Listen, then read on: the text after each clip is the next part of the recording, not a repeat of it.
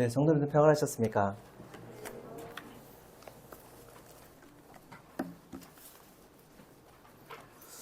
네. 성도님들 혹시 영상에 이제 요즘엔 TV를 많이 안 보시기도 하고, 또 요즘 TV 세대가 아니더라고요. 근데 영상에, 이제 좀 못 사는 지역의 이렇게 영상들을 보여주면, 옷도 잘 안 걸치고, 막 이렇게 중요 부분만 딱 걸치고 막 이렇게 가는 것을 보면서 어른들이 아이고 못 사는가 보다야 막 이러면서 이런 얘기들을 막 하는 걸 들은 적이 있는데요. 문화나 경제 수준이 이제 발달된 나라와 그러지 않는 나라에 비교해 보면 옷 입는 것에서 좀 차이가 납니다. 어디로 가면 더 이렇게 옷을 잘 입습니까? 예. 그렇죠. 발달된 나라일수록 옷을 더 잘 갖추어 입는 경향이 있습니다. 옷을 훌러덩훌러덩 벗을 수 있는 그런 문화라면 그걸 보면서 자연스럽게 좀 수준이 조금 낮지 않을까 뭐 이렇게 생각을 하게 되는데요. 예전에 이제 중국에서 중국을 무시하는 건 아니고 중국을 좋아합니다. 중국이라는 나라를 사람들을 참 좋아해요. 근데 이제 음식점에 가서 이렇게 밥을 먹을 때가 있는데 그곳의 문화 자체가 이제 아저씨들이 우통을 벗고 이렇게 밥을 드시는 일반 음식점에 다 이렇게 사람들 보고 있는데 전혀 개의치가 않는 거예요. 그런 문화들을 이렇게 좀 봤는데요. 품위유지라는 말이 있습니다. 그걸 보면서 한국 그 여행객들은 굉장히 이렇게 좀 쇼킹했다. 이런 이야기들을 많이 해요. 근데 좀 이렇게 한 1, 2년 살다 보면, 뭐 그러려니 해요. 이렇게. 어느 순간인가 저도 이렇게, 단추를 풀고 있고. 제가 여기 오는데 반팔 티에 반바지 딱 입고 막 슬리퍼 쫙쫙쫙쫙 끌고 이렇게 와서 여기 강단에 와가지고 여기 위에 앉아가지고 말씀을 전한다면 어떨 것 같습니까? 그렇게 하지 않죠. 아메리칸 스타일이라고 막 해서 막 이렇게 하면 안 되죠. 그렇게 하지 않는 것은 이 자리가 격식이 있고 되게 중요한 자리이기 때문에 그렇습니다. 학교에서도 더우면 참 학생들이 부러울 때가 있어요. 막 더우면 반바지 입고 막 반팔 입고 막 이렇게 다녀요.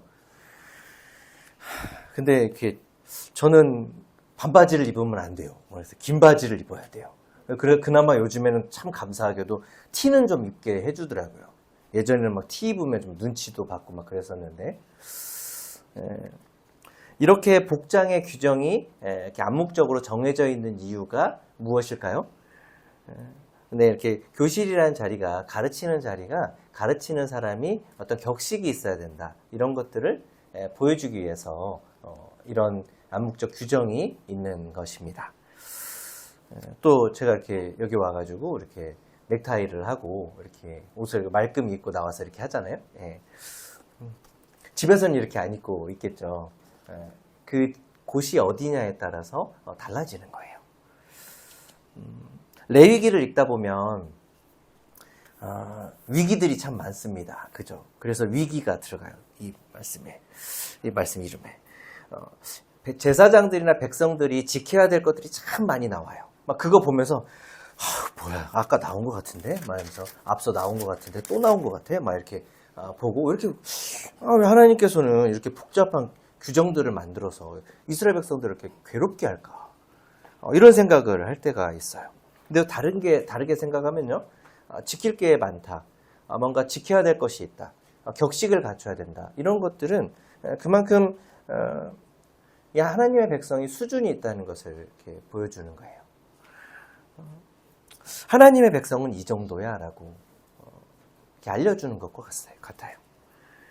사실 레위기에 이런 많은 규례들은 사람들을 올가매는 것이 아니라 사실 이스라엘 백성들이 그만큼 귀하고 특별하다는 것을 보여주는 것입니다. 레위기 21장, 22장에서는 하나님께서 제사장들에게 몇 가지 지켜야 될 규칙들에 대해서 이렇게 말씀해 주고 있는데요. 오늘 그 가운데 하나님께서 제게 교훈하신 부분들을 함께 나누도록 하겠습니다. 먼저 성경을 찾아보도록 하겠습니다. 레위기 21장입니다. 구약성경 178페이지입니다.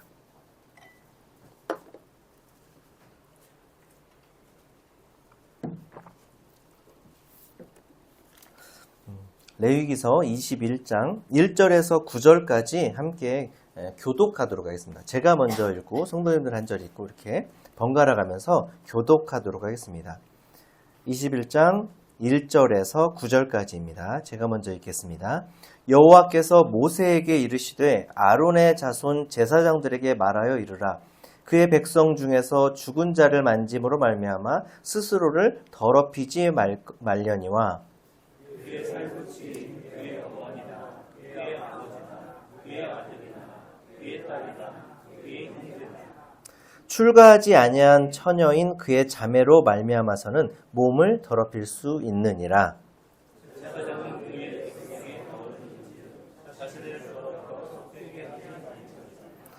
제사장들은 머리털을 깎아 대머리 같게 하지 말며 자기의 수염 양쪽을 깎지 말며 살을 베지 말고 그들의 하나님께 대하여 거룩하고 그들의 하나님의 이름을 높게 하지 말것이며 그들은 여호와의 자제 곧 그들의 하나님의 음식을 드리는 자에게 거룩하고 그들은 부정한 창녀나 이혼당한 여인을 취하지 말지니 이는 그가 여호와 하나님께 거룩함이니라. 너는 그를 거룩히 여기라. 그는 내 하나님의 음식을 드립니다. 너는 그를 거룩히 여기라. 너희 거룩히 어떤 제사장의 딸이든지 행음하여 자신을 속되게 하면 그의 아버지를 속되게 함이니 그를 불사를 지니라. 네. 제사장이라는 자리는 하나님 앞에 나아가서 제사를 드리는 자리예요. 이제 제사장이 있으면 백성들이 이스라엘 백성들이 제물들을 들고 오는 겁니다. 그러면 그 제물들을 들고 하나님 앞에 나아가는 자가 제사장이에요.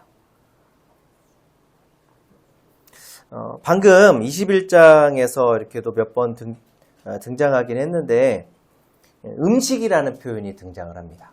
21장, 22장에서는 이 제물을 하나님께 바치는 제물을 음식으로 표현을 하세요. 하나님께서 드실 음식이다. 하나님께 바칠 제물이다. 약간 좀 다르죠. 그죠? 근데 그 하나님께 바칠 음식이다라고 하면은 좀 더 신경을 써야 될 것 같아요. 아무거나 드릴 수가 없어요. 아무렇게나 또 드릴 수가 없는 거죠. 식당에서 예전에 식당이나 빵집에서 그런 경험들이 있었거든요. 안에서 음식들을 막 만들어요. 만들어요. 그리고 이제 계산을 하려니까 후다닥 나와가지고 탁탁 털고 이제 돈을 막 세고 이렇게 줘요. 이렇게 거기 가게 주인이 네, 하면서 갑니다. 그러고 또 들어가가지고 그냥 탁탁 털고 또 가서 음식을 만드는 겁니다. 네, 그것을 보면서 어떤 느낌이 들까요? 과연 이 음식이 좋을까? 이런 음식을 내가 먹었구나. 하면서 나오겠죠. 그죠? 집에 손님이 오면 어떨까요? 집에 손님이 오면 집에서 그 음식을 만들어서 내는데 이런 청결도 중요하고 먼저 집도 깨끗하게 이렇게 청소도 하죠. 집도 깨끗하게 청소도 하고 또 집에서 좀 깨지고 막 이런 것들은 좀 우리나라 문화에 안 맞으니까 좀 집에서 제일 좋은 그릇들 여기에다가 정갈하게 음식을 담아서 이렇게 가지고 나오죠. 고급 레스토랑은 어떻습니까? 고급 레스토랑은 TV에서만 봤는데요. 전 직접 본 적은 없는데 막 카트에다가 이렇게 동그란 이렇게 음식을 담는 거기에 씌우는 것을 가지고 막 이렇게 와가지고 조심스럽게 열어가지고 그 앞에서 설명을 하면서 조금씩 나눠주는 그런 것을 영상으로 본 적이 있는데요. 참 격식이 있죠. 그리고 그 옆에서 음식을 잘 드시나 잘 먹나 이렇게 손님들이 잘 먹나 이렇게 지켜보고 있어요. 셰프가 이렇게 좀 격식이 있는. 그래서 좀 가격도 비싸죠. 하나님께서 이스라엘 백성들과 제사장들에게, 특히 이제 21장과 22장에서는 제사장들에게 하나님께서 말씀을 해주시고 계시는데, 이 제사장들에게 여러 격식들에 대해서 말씀해 주시면서 음식이라고 표현하시는 거예요. 음식. 그래서 알아듣기 쉽게 하기 위해서. 우리가 계속 많이 하루에 3번씩 먹는 그 음식으로 표현해 주시면서 이것이 얼마나 중요하고 격식이 있어야 되는지를 설명해 주시는 것입니다. 사실 이스라엘 백성들 가운데 이 제사장들이 제사장답기 때문에 제사장으로서 아주 품위가 있고 제사장으로서 능력이 있어서 세워진 게 아니에요. 아론의 자손으로 그냥 태어난 겁니다. 그냥 태어난 거예요. 어떤 조건을 자기가 잘 노력해서 갖춰진 게 아니에요. 그래서 하나님께서는 이 규례들, 규칙들을 정하셔서 하나님의 제사장이면 이렇게 해야 된다라는 것을 세심하게 알려주시는 것입니다. 우리도 마찬가지입니다. 우리가 하나님의 자녀다워서 하나님의 자녀가 되는 것이 아닙니다. 우리가 예수 그리스도로 말미암아 구원받고 하나님의 자녀가 됐어요. 근데 하나님의 자녀가 되었지만 하나님의 자녀답게 사는 건 또 다른 문제입니다. 그래서 우리가 하나님의 자녀답게 살기 위해서 노력이 필요해요. 하나님의 말씀을 가까이 하고 성령의 하나님께서 우리를 구원하실 때 우리 안에 주어주시는 이 성령님을 통해서 그 성령님의 음성을 계속 들으면서 우리의 삶이 하나님 앞에 나아가는 그런 노력을 해야 되는 거예요. 오늘 본문에 방금 읽은 1절부터 9절까지 이렇게 보게 되면 몇 가지 이제 제사장들에게 하지 말아야 될 부분들에 대해서 말씀해 주고 있는데요. 첫 번째로 1절에 중반부에 보면 그의 백성 중에서 죽은 자를 만짐으로 말미암아 스스로를 더럽히지 말라 이렇게 말씀하세요. 죽은 자를 만지게 되면 어떻게 된다고 말씀하시는 거예요? 더럽게 된다. 사실 살아있는 사람들의 손에도 굉장히 이렇게 세균들이 많다고 하죠. 근데 죽어있는 사람들한테는 진짜 그것보다 셀 수 없는 정말 엄청난 세균들이 많다고 해요.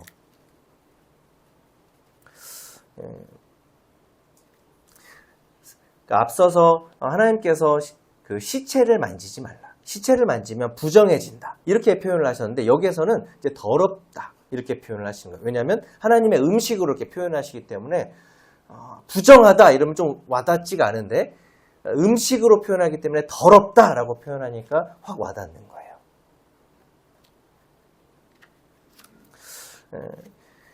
제사장들은 일반적으로 장례식에 참석할 수가 없었습니다.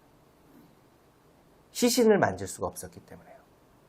시신을 만진 자와 접촉하게 되면 그 부정함이, 그 더러움이 같이 묻게 되니까 일반적으로 제사장들은 장례식에 갈 수가 없어요. 우리가 그 애경사, 경조사 이렇게 많이 하는데요. 사회생활 하다 보면은 많죠. 조금 있으면 참 경사도 있어요. 우리 서문교회 이제 참 아름다운 커플이 부부가 나오죠. 이때 결혼식을 할 때 가서 이렇게 축하해주고 또 교회에 참 돌아가시는 소천하시는 성도님들을 위로하기 위해서 그 가족들을 위로하기 위해서 장례식을 합니다. 자, 그것을 통해서 서로 정을 나누고 슬픔을 함께 나눠요. 근데 제사장들은 그럴 수가 없습니다. 그럴 수가 없었어요.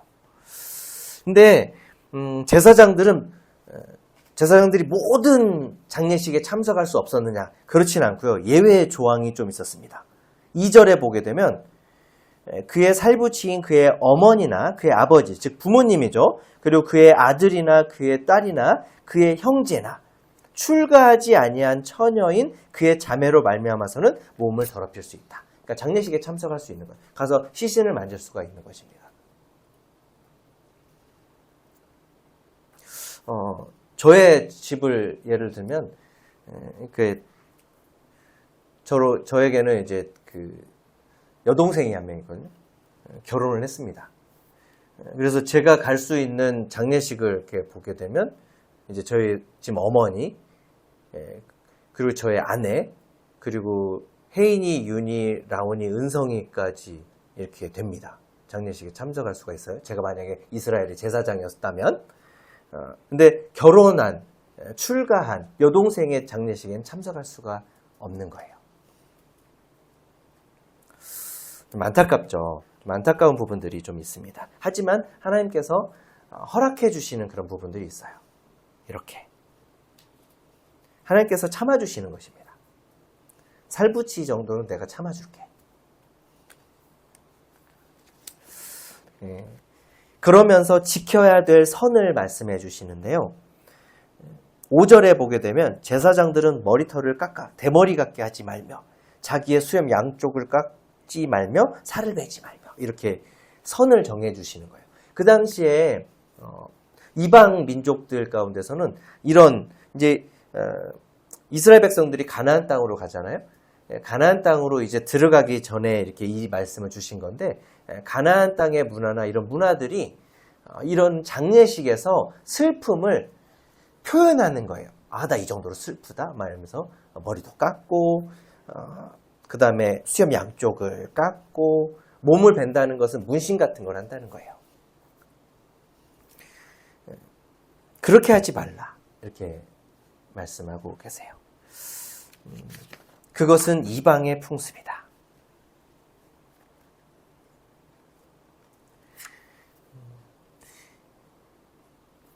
6절에 보게 되면 그 이유로 그것을 이렇게 조심해야 되는 이유로 6절에 보게 되면 그들의 하나님께 대하여 거룩하고 하나님께 대해서 거룩해야 된다. 너희들은 그들의 하나님의 이름을 욕되게 하지 말라. 너희들이 하는 행동으로 인해서 하나님의 이름이 욕되게 욕을 들어서는 안 된다. 그들은 여호와의 화제 곧 그들의 하나님의 음식을 드리는 자이다. 그러니까 거룩할 것이다. 하나님의 음식을 드리는 자이기 때문에 거룩해야 된다. 이렇게 강조해서 말씀하시는 거예요. 하나님 섬기는 제사장이 절해도 돼? 이런 소리를 들으면 안 된다는 거예요. 우리 현재의 장례식의 모습에도 여러 다른 문화가 있습니다. 어떤 곳은 향도 피우고요. 어떤 곳은 절도 하고 어떤 곳에서는 목탁도 두드립니다. 우리는 어떻게 장례식의 문화를 만들어가고 있죠? 향을 피우지는 않죠. 조화를 올려놓고 묵념을 합니다. 그것이 우리의 믿는 그리스도인들의 장례 문화가 돼요. 우리가 향을 피우지 않는 이유는 무엇입니까? 우리의 문화 속에서 이 향을 피우는 게 귀신을 부르는 행위이기 때문에 그렇습니다. 그것이 연상이 되기 때문에 그래요. 또 그렇게 믿고 있기 때문에 그렇습니다. 이것은 불교의 영향이에요. 우리 원래부터 있었던 것은 아니고 불교의 영향으로 들어온 것입니다. 하나님께서는 또 제사장들의 결혼에 대해서도 선을 정해 주시는데요. 7절에 보게 되면 제사장들은 부정한 창녀나 이혼당한 여인을 취하지 말지니 이렇게 말씀하고 계십니다. 하나님의 제사장이 결혼 문제로 인해서 손가락질 받는 것, 이것이 굉장히 수치스러운 일이라는 거예요. 창녀나 이혼을 당한 여인은 도덕적으로 문제가 있는 사람들인 것입니다. 그러니까 하나님의 거룩한 일을 담당하는 사람들은 결혼에 있어서 신중해야 돼야 되는, 결혼의 상대를 신중하게 결정해야 되는 것을 보여주는 거예요. 우리도 마찬가지죠. 우리가 결혼할 때 기준들이 있습니다. 우리가 결혼할 때, 결혼을 준비할 때, 결혼 상대자를 구할 때 기준이 무엇입니까? 믿는 자와 함께하는 것, 그것을 우리가 기준으로 삼고 있죠. 믿지 않은 사람과 왜 하지 말라고 할까요? 가치관이 다르기 때문에 그렇습니다. 사람이 하는 모든 행동에 자기의 가치관이 들어있습니다. 근데 그 가치관에서 하나님이 빠져 있는 사람과 하나님이 있는 사람은 결정하는 게 다를 수밖에 없어요.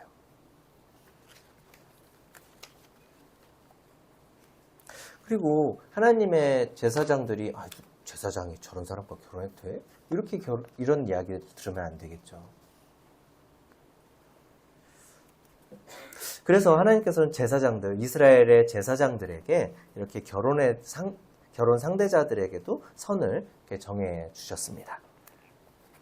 그리고 다음으로는 제사장들의 딸에게도 9절에 보게 되면 제사장의 딸이 행음하여 자신을 속되게 하면 그의 아버지를 속되게 하미니 그를 불사를지니라. 너무나 무서운 말씀이죠. 제사장의 딸이 도덕적으로 순결을 저버리고 그런 행동들을 하면 그를 불사르라고 말씀하세요. 제사장은 자신뿐 아니라 가정의 자녀까지도 하나님 앞에, 백성들 앞에 도덕적으로 순결한 삶을 살도록 관리해야 될 책임이 있었던 거예요.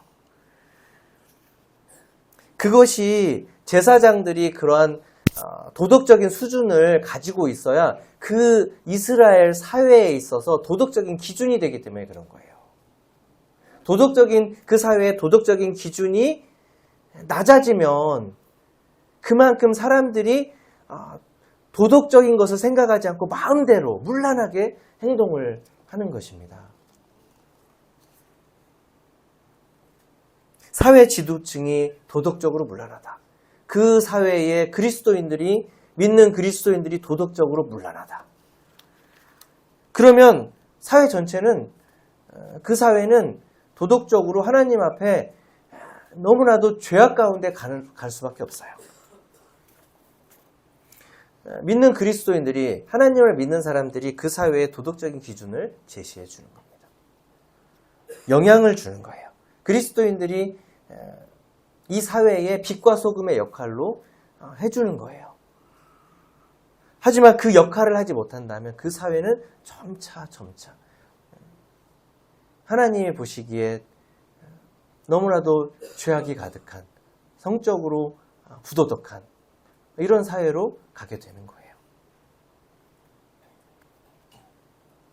그리스도인들이 말씀을 따라서 가정을 세우고 질서를 따르고 도덕적으로 바른 삶을 살 때 그 사회에 건강한 기준을 제시해주고 그 사회가 건강해질 수가 있는 거예요. 그렇게 영향을 주는 것입니다. 우리가 잘 사는 것이, 우리가 하나님 앞에 바르게 사는 것이 이 사회에 영향을 주는 거예요. 제사장들도 마찬가지였습니다. 그래서 하나님께서 제사장들에게 참 높은 기준을 제시해 주세요.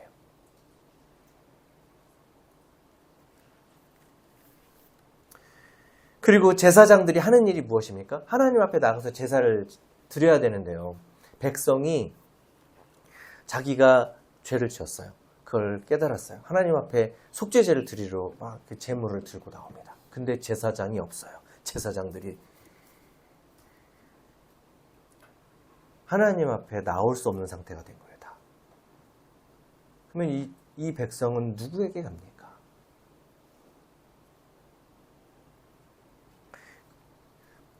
근데 제사장이 자기가 잘못을 깨닫지도 못해요. 그 상태에서 그 제물을 받아들고 하나님 앞에 갑니다. 하나님 앞에 드릴 상태가 아닌데 이 제사장이 이 제물을 들고 하나님 앞에 가요. 하나님께서 받으실까요? 받지 않으십니다. 제사장이 이스라엘 이 민족에게 이 이스라엘 나라에 미치는 영향이 너무나 크기 때문에 하나님께서는 이 제사장들에게 이러한 여러 가지 기준들을 새로 들면서 앞서 많이 말씀하셨는데 이 백성들의 기준에 대해서 더 예시들을 들면서 설명해 주고 계시는 거예요. 제사장들이 이러한데 대제사장은 어땠을까요? 일반 제사장의 기준은 이러한데 대제사장, 이스라엘에 단 한 명밖에 없는 대제사장의 기준은 어땠을까요? 그 대제사장의 기준이 바로 10절에서 15절까지 이어집니다. 10절부터 15절까지 같이 한번 읽도록 하겠습니다. 시작. 자기의 형제 중 관유로 부음을 받고 귀임되어 그 예복을 입은 대제사장은 그의 머리를 풀지 말며 그의 옷을 찢지 말며 어떤 시체이든지 가까이 하지 말지니 그의 부모로 말미암아서도 더러워지게 하지 말며 그 성소에서 나오지 말며 그의 하나님의 성소를 속되게 하지 말라. 이는 하나님께서 성별하신 관유가 그 위에 있음이니라. 나는 여호와이니라.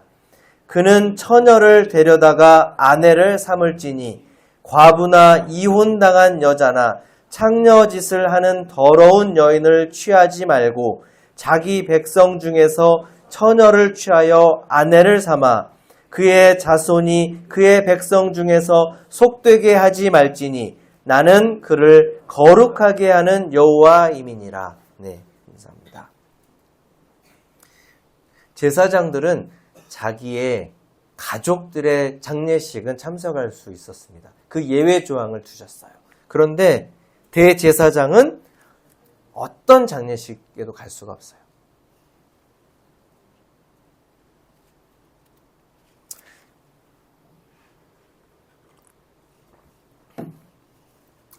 코로나가 한창일 때 위험하다고 했을 때 그런 영상 혹시 보신 적 있으신가요? 격리가 돼가지고 그 코로나 후유증으로 인해서 부모님이 돌아가신 거예요. 근데 접촉할 수가 없잖아요. 저 멀리서 화장장으로 들어가는 그 시신을 볼 때 그 절규하던 자녀들.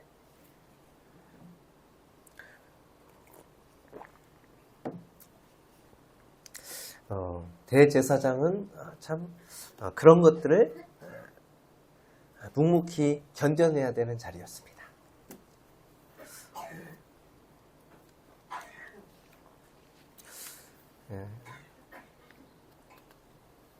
참 안타깝죠. 그리고 12절에 이렇게 보게 되면 성소에서 나오지 말래요.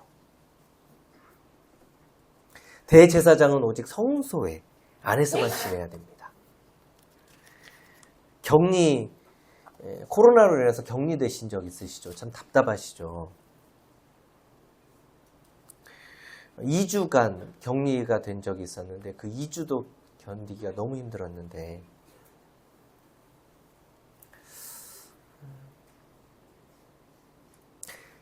그 대제사장은 항상 예복을 갖춰 입고 거기에 맞춰서 성소 안에서 지켜야 될 것들을 지켜가면서 그 일들을 묵묵히 감당해야 되는 자리였어요. 또 평정심을 유지해야 되는 자리였습니다. 10절 후반부에 보게 되면 그의 머리를 풀지 말며 그의 옷을 찢지 말며 이런 표현이 나오는데요. 이스라엘의 문화입니다. 뭔가 화나거나 슬프거나 어떤 격한 마음이 들 때 그것을 표현하는 것이 머리를 풀고 옷을 찢는 모습인 것입니다. 근데 그런 걸 하지 말래요. 격하게 반응하지 말라는 것입니다. 버럭을 잘 안 해야 되는데요. 야고보서 1장 9절에서도 그렇죠. 듣기는 속히 하고 말하기는 더디하라. 또 성내기는 더디하라. 이렇게 말씀하시죠. 사람이 성내는 것이 왜 안 되냐고요? 하나님의 의를 드러내지 않기 때문에. 드러낼 수가 없기 때문에. 그렇게 말씀하고 있는데요. 왜 이렇게 대제사장은 더 엄격한 기준을 뒀을까요? 그것은 단 한 명이었기 때문에 그렇습니다. 대제사장이 거룩함을 유지하지 못한다. 이스라엘 전체가 공백 상태가 되는 것입니다. 책임이 큰 자리인 만큼 지켜야 되는 게 너무 많아요.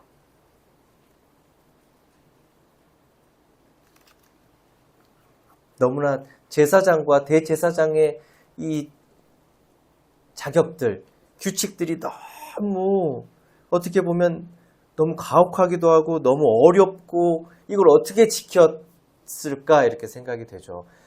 이 기준이 높으면 높을수록 제사장의 기준이나 대제사장의 기준이 높으면 높을수록 드러나게 되는 건 우리 주 예수 그리스도입니다.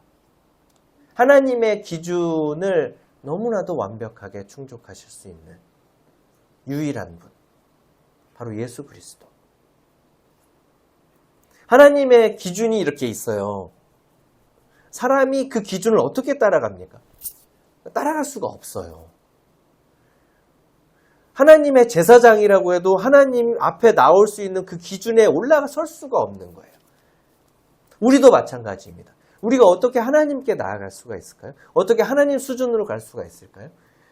그럴 수가 없기 때문에 예수 그리스도가 오시고 예수 그리스도가 그 모든 걸 다 이루시고 우리가 구원받을 때 성령님이 우리 안에 내주하시면서 우리를 억지로 끌어올리시는 것입니다. 레위기서의 이 기준들을 보면서 예수 그리스도를 보게 되는 거예요. 구약 성도들에게는, 구약 사람, 그 이스라엘 백성들에게는 가려져 있던, 그래서 우리에게 너무나 축복인 거예요. 그 가려져 있었던 이 레위기서에서 이 말씀들을 보면서 예수 그리스도를 바라보면서 우리가 하나님 앞에 나아갈 수 없었지만 예수 그리스도를 통해서 나아갈 수 있다는 것을 발견하는 것. 우리가 레위기서를 보면서 발견해야 되는 것이 그것이 아닌가 생각이 되게 됩니다. 이제 17절, 16절 이하의 이렇게 말씀들을 이렇게 보게 될 텐데요. 성도님들 직업 군인이 되는 여러 길들 중에 이제 사관학교 가는 게 있습니다. 육군 사관학교도 있고, 해군 사관학교도 있고, 공군 사관학교. 그 육군 사관학교가 멀리 있었는데 얼마 전까지 저희와 같이 있었던 한 형제님이 육군 사관학교 출신이라 좀 뭔가 좀 친숙해지기도 했고요. 교회 한 성도님은 참 바다를 좋아하셔가지고 그러면 또 해군 사관학교 그 형제님이 또 생각나고 막 이렇게 생존 수영도 배우셨다고 하고 그리고 한 형제님이 지금 공군에서 이렇게 부사관을 하고 있는데 공군사관학교에 들어가는 신체 기준이 다른 사관학교 들어가는 것보다 좀 엄격하다고 합니다. 혹시 들으셨는지 모르겠습니다. 좀 그 전투기를 보니까 그런지 그런 압력들 이런 것들을 경험해야 되는지 신체 검사가 굉장히 까다롭다고 그래요. 수술받은 흔적이 어느 정도 이상이 되면 안 된다고 합니다. 수술받은 흔적조차도. 불합격 사유도 된다고 해요. 왜 이런 말씀을 드리냐면 제사장들도 하는 일에 있어서 신체 검사가 있었습니다. 남자들이 군대에 가기 전에 신체 검사를 받는데 신체 검사를 받아요. 지금 이제 정명제가 이제 휴가를 왔는데요. 군대를 갔다는 것은 이 신체 검사를 어떻게 했다는 겁니까? 통과를 했다는 거죠. 그죠? 몇 급인지는 잘 모르겠는데 저는 몇 급 받았을 것 같습니까? 1급. 다 1급으로 통해. 아닙니다. 1급은 아니었습니다. 보통 저같이 좀 힘도 없고 키도 작고 비리비리한 사람이 1급을 받는 거 맞아요. 1급들 가운데 저 같은 사람들이 더 많더라고요. 되게 3급을 받고 가까스로 아쉽게 군대를 갔다 왔습니다. 네. 근데 만약에 4급 판정을 받는다. 이 신체 검사에서 4급 판정을 받는다. 그럼 어떻게 됩니까? 군대에 가고 싶어도 못 갑니다. 공익근무로 판정을 받아서 시청이나 면사무소 이런 데서 일을 하게 됩니다. 처음에는 몰랐는데 나중에 갔다 오니까 4급이 부러워지기도 하더라고요. 17절에 이렇게 보게 되면 하나님께서 제사장들 아론에게 이렇게 말씀하시는데 제사장들이 육체에 흠이 있는 자는 하나님의 음식을 드리러 가까이 나올 수 없다 이렇게 말씀하세요. 18절 이하에 그 기준들을 말씀하시는데요. 맹인이나 다리 저는 자, 코가 불완전한 자나 지체가 더한 자나 발 부러진 자나 손 부러진 자나 등 굽은 자나 키 못 자란 자나 눈에 백막이 있는 자나 습진이나 버짐이 있는 자나 고환 상한 자나 이런 자들이 하나님께 음식을 드려 즉 제사장으로서 제사를 드릴 수 없다고 이렇게 기준을 제시하고 있어요. 여기에서 보면은 저는 눈에 띄는 게 이제 키 못 자란 자나 이렇게 하는데 키가 작은 자가 아니고 이렇게 키가 안 자란 좀 외소증을 앓고 있는 사람들 있잖아요. 그 사람들은 안 된다는 거였어요. 제가 그 당시로 가면은 태어났으면 저는 됐네요. 키가 작아도 열심히 아이들을 먹이고 있습니다. 저가 키가 작으면 안 되는데 아내랑 막 하면서 열심히 먹이고 있는데요. 기도하면서 이렇게 먹이고 있습니다. 이런 거 보면 하나님께서 너무하신 거 아닌가 이렇게 생각할 수 있어요. 왜 육체적인 기준을 두지? 신체 검사 이렇게 하면서 왜 이렇게 두지? 제사장들이 다칠 수도 있잖아요. 근데 다리 절 수도 있잖아요. 말을 타다가 떨어져서 예전에는 의술이 많이 발달하지 않기 때문에 다리 절게 돼서 장애 판정을 이렇게 받게 될 수도 있는데 그게 제사를 드리다가 넘어질 수도 있는 건데 그것으로 제사장 일을 하지 못한다면 얼마나 억울할까요? 근데 하나님께서는 22절에 그가 제사장의 일을 하지 못하더라도 하나님의 음식이 지성물이든 성물이든지 먹을 것이다. 복지는 좋죠. 제사장의 일을 하지 않지만 제사장들이 누릴 수 있는 특권은 누릴 수 있게 했습니다. 유급 휴가 같은 건가요? 일을 안 하는데 먹을 수가 있는 거예요. 거기에서 생활을 영위할 수 있게 해주시는 것입니다. 이것까지 없으면 정말 하나님은 너무해 보이시는 분으로 비춰질 수가 있죠. 근데 그렇지 않았었어요. 왜냐하면 왜 이 조건을 두시냐면 이 일이 얼마나 중요하고 엄격하고 격식이 있는 것인지 일반 사람들은 잘 모르잖아요. 잘 모르는 사람들도 하나님을 모르는 사람들도 있고 그래서 그것을 보여주기 위해서 어쩔 수 없이 하나님께서 이 기준을 제시한 거예요. 하나님께 제사를 드리는 제사장이 눈을 멀었어요. 막 위치를 잘 못 찾아가요. 다리를 절어요. 막 불안해요. 막 재물을 들고 가는데 막 불안합니다. 막 이렇게 불안해요. 막 잡아줘야 될 것 같고 막 잡으면 안 돼요. 제사장만이 할 수 있는 일이었기 때문에 잡으면 안 됩니다. 불안해요. 하는 일들이 그렇게 그러한 불안한 점이 있었고 하나님 모르는 사람이 봤을 때 그런 사람들이 그걸 할 때 우스워 보이지 않았겠습니까? 정말 우스운 일이 아닌데 웃고 하찮은 일이 아닌데 웃을 수 있는 일이 아닌데 그렇기 때문에 하나님께서는 이 기준들을 두셨고 제사장들은 자기가 제사장들로 태어난 사람들은 후천적으로 자기의 몸을 어떻게 해야 됩니까? 조심해야 돼요. 조심해야 됩니다. 자기가 운동을 너무나 좋아하고 하더라도 다치지 않게 자신을 아껴야 됩니다. 먹을 것도 조심해서 먹어야 돼요. 가는 곳도 조심해서 가야 됩니다. 자기가 막 이렇게 호기심 같은 게 있어서 저게 뭐가 있나 막 이렇게 올라가고 이런 행동을 해서는 안 돼요. 자기의 몸을 나는 제사장으로 나중에 섬겨야 될 사람이지. 그래서 모든 행동에 있어서 절제를 했어야 했어요. 우리도 마찬가지입니다. 우리의 삶 속에서 우리가 하나님께 예배를 드리는 자로서 우리의 삶 속에서 하나님을 드러내는 하나님을 이런 영적인 예배로 드리는 자로서의 삶을 어떻게 살아야 될 것인가? 우리의 몸도 관리해야 돼요. 맨날 이렇게 운동 안 한다고 아내한테 혼나긴 하는데요. 숨 쉬는 게 운동이냐.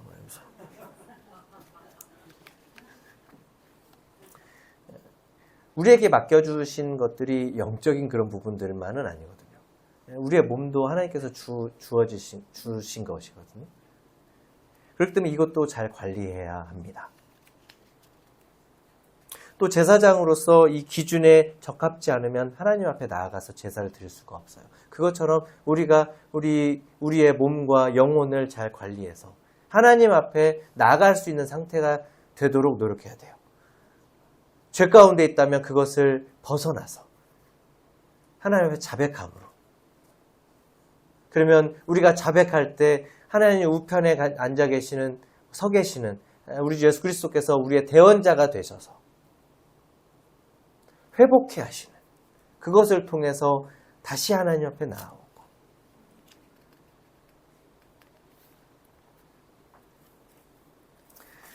그렇기 때문에 하나님께서는 여러 군데의 말씀에서 세상과 타협하지 마라, 세상 속에 들어가서 세상의 문화에 물들지 마라,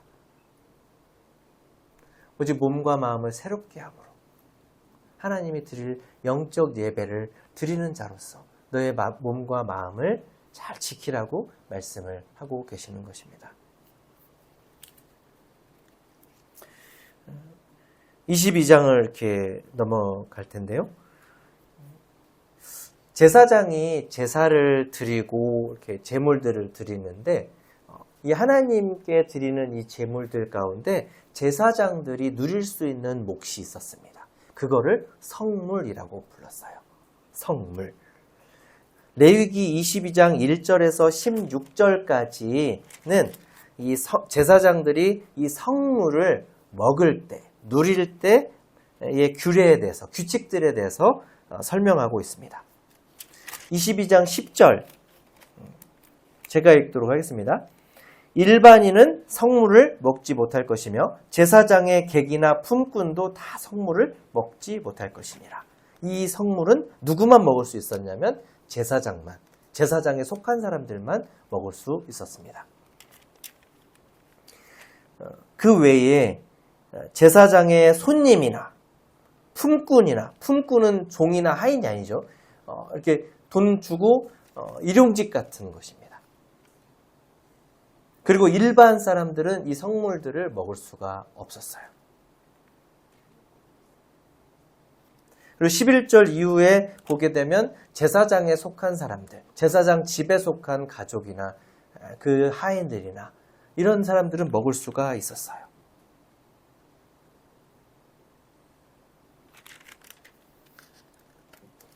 근데 만약에 이 성물을 잘못해서 실수로 먹을 수도 있잖아요. 음식이 놓여져 있는데 너무 배가 고파요. 그럴 수 있잖아요. 너무 배가 고픈데 제사장이 이렇게 뒀어요. 근데 제사장의 품꾼이나 손님이 뭐야 이거 먹을 건가? 너무 배고파 하면서 먹을 수도 있잖아요. 근데 잠깐! 이러는 거예요. 근데 먹어버린 거예요. 어떻게 하죠? 나 죽는 건가? 막 이렇게 할 수 있잖아요. 근데 하나님께서 16절에 성물을 먹으면 형벌을 받게 되는데 14절에 누가 부지 중에 성물을 먹으면 그 성물에 그것의 5분의 1을 더하여 제사장을 줄지는 속건제를 드리면 됩니다. 속건제를 드려야 돼요. 그러면 하나님께서 회복하게 해주십니다.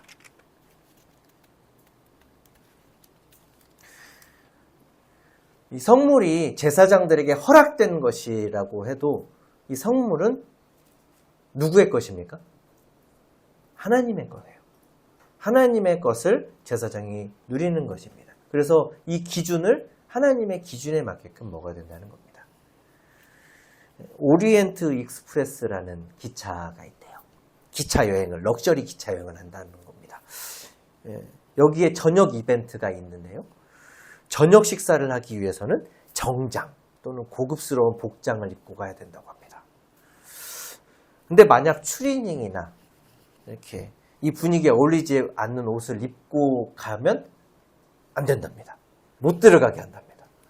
나 돈 냈는데 해도 못 들어간다고 합니다.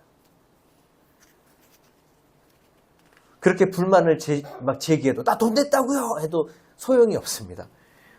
들어갈 수가 없어요. 그럼 그 자리에 맞는 격식이 있어야 되는 그 자리이기 때문에 그래요. 이런 자리도 격식을 차리는데 하나님의 것을 먹는 자리, 이 성물을 먹는 그 자리에 나올 때 제사장이 그냥 아무렇게나 나오면 될까요? 아무런 자세로 나오면 될까요? 아무런 상태나 다 이렇게 나올 수 있을까요? 아닙니다. 제사장도 그것을 먹을 때 합당한 상태가 돼야 돼요.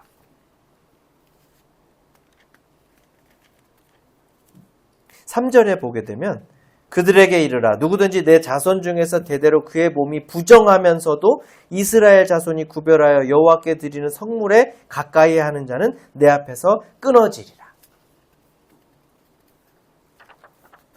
강하게 경고하고 계세요. 스스로를 구별하지 않고 부정한 상태에서 하나님 성물 앞에 나온 제사장, 그 제사장일지라도 그는 백성 중에서 끊어질 것이다.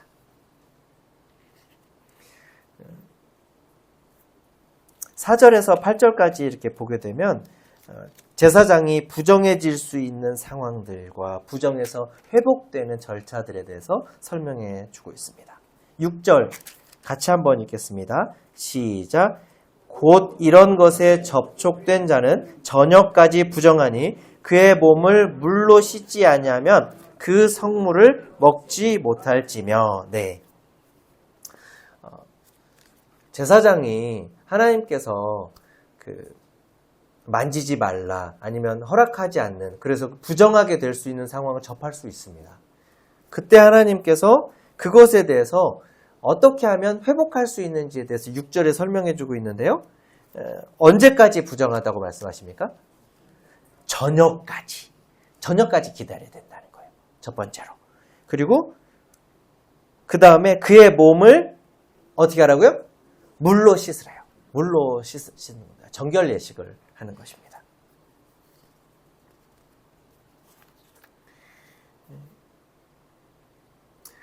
이 성물이 하나님의 것이기 때문에 하나님께 나오는 거예요. 그렇기 때문에 이 제사장이 합당한 상태여야 이것을 먹을 수가 있다는 것을 보여줍니다.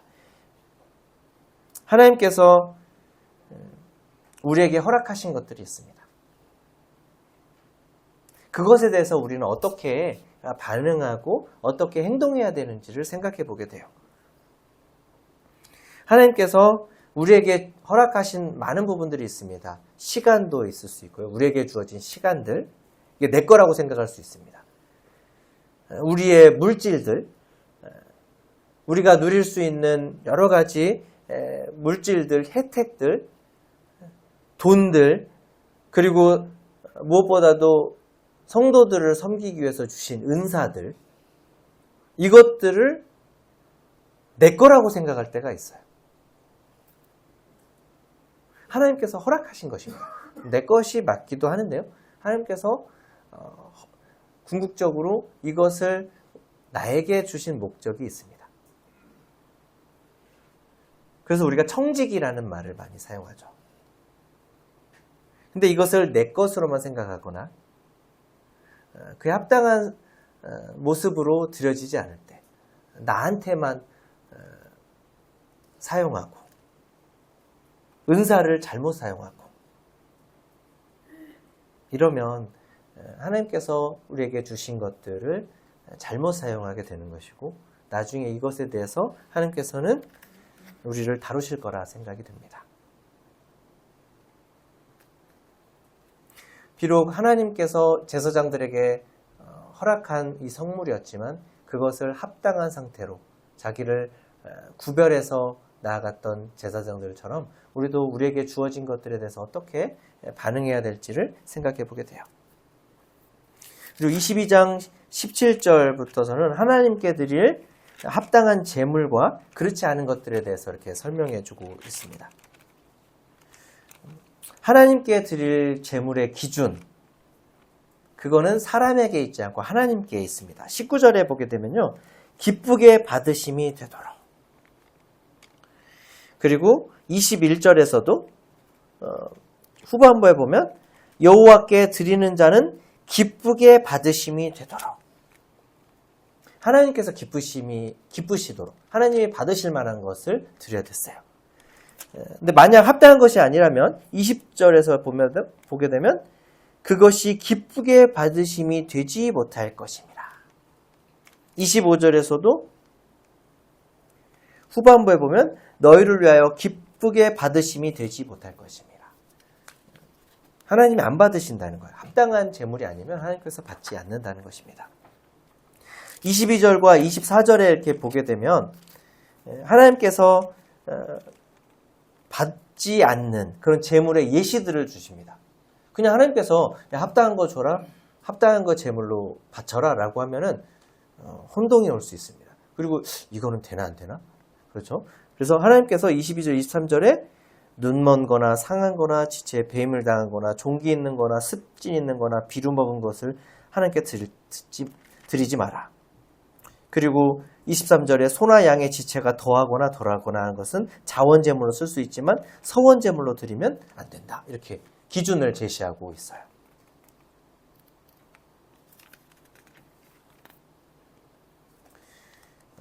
하나님께 바치는 제물은 번제단에 올려져서 불을 태워가지고 하나님께 올려드리는 겁니다. 그러면 이렇게 생각할 수 있어요. 어차피 불에 탈 건데 뭐 좀 흠이 있으면 어때? 이런 생각 하지 않으신가요?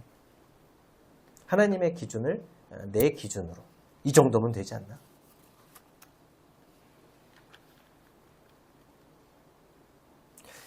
하나님께 드릴 것은 가장 좋은 것이어야 했습니다. 하나님께서는 우리를 위해서 가장 좋은 걸 주셨기 때문에 그렇습니다.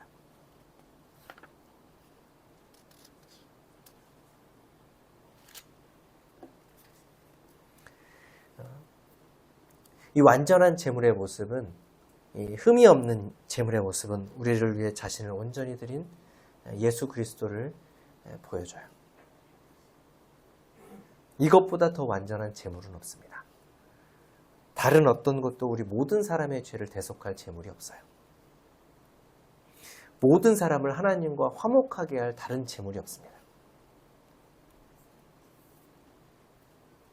하나님께서는 우리를 위해서 너무나 완전하고 완벽하고 너무나 소중하고 가장 귀한 것을 우리를 위해 주셨어요.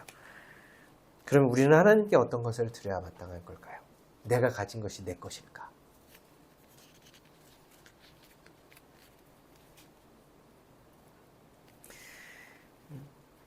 우리가 이 땅을 살아갈 때 우리의 삶들이 하나님께 드릴 만한 그런 것이면 하나님께서 기쁘게 받으시는 예물이 돼요.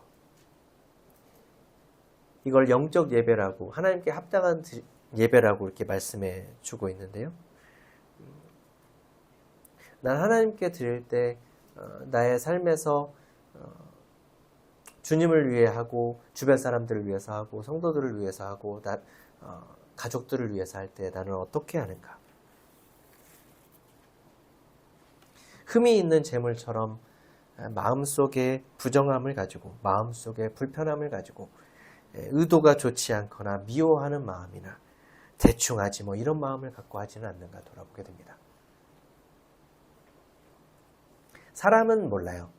사람은 웃으면서 이렇게 하면 나 좋은가 보다 이렇게 할 수 있어요. 근데 하나님은 다 아십니다. 그래서 더 두려워요. 하나님이 다 보고 계십니다. 다 듣고 계시고 이 안에 하나님께서 듣고 계십니다. 하루의 시간 속에서 어느 정도를 드리고 있는가? 대충 몇 분의 시간으로 기도하고 하나님과 교제하고 끝하고 내 마음대로 내 뜻대로 살고 있지는 않는가 돌아보게 됩니다. 가장 정신이 맑고 가장 소중한 휴식 시간에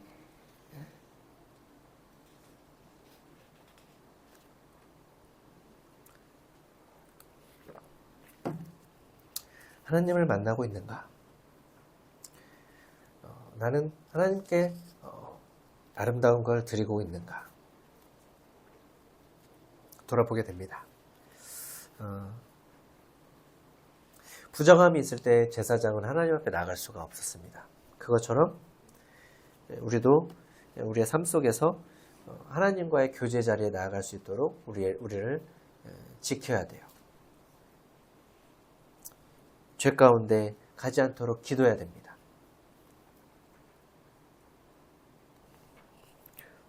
만약 우리가 죄 가운데 있다면 바로 죽지는 않습니다. 근데 하나님과의 교제가 끊어지게 되겠죠. 하나님으로부터 오는 평안과 축복, 이것이 없게 될 것입니다. 그러면 잘할 수가 없죠.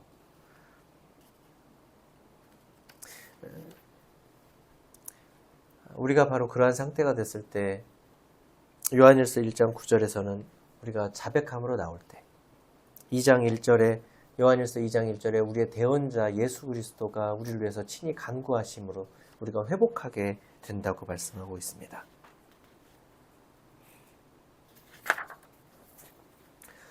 오늘 말씀을 정리하겠습니다. 오늘 21장, 22장에서 하나님께서는 하나님께 바칠 제물을 하나님의 음식, 하나님께 바칠 음식이라고 표현합니다. 이런 모습을 보면서 우리가 하나님께 드릴 제사장으로서 하나님께 나아가는 자로서 어떻게 우리를 관리해야 되는가, 이런 것들을 생각해 보게 됩니다. 제사장들이 여러 규칙들, 규례들을 지켜가면서 하나님 앞에 나아왔던 것처럼 삶과 몸을 조심하고 구별된 삶을 살아야 되겠다, 이런 생각을 하게 됩니다. 제사장들의 기준이 높으면 높을수록 드러나는 건 우리 주 예수 그리스도라는 것을 보면서 우리 주 예수 그리스도를 찬양하는, 감사하는 그런 하루를 살면 좋겠습니다. 그 모든 기준을 이루신 그 예수 그리스도께서 자신이 제물이 되셔서 하나님께 드리시고 자신이 대제사장, 옆에서 대언자가 되셔서 하나님 옆에 계시기 때문에 우리가 정말 안전할 수 있다는 것에 감사가 됩니다.